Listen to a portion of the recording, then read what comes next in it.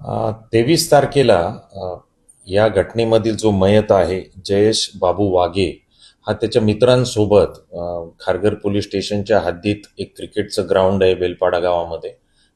तिथं जेवण बनवण्यासाठी गेलेला होता. तेव्हा त्याचा दुसरा मित्र जो या घटनेतील आरोपी मनू शर्मा हा तिथे आला होता. तेव्हा त्याच्यामध्ये मयतामध्ये आणि त्याच्यामध्ये वाद झाला होता. या कॉन्ट्रीब्युशनचे पैसे देत नाही वगैरे वगैरे, आम्ही तुला जेवायला देणार नाही, असा तो वाद झाला.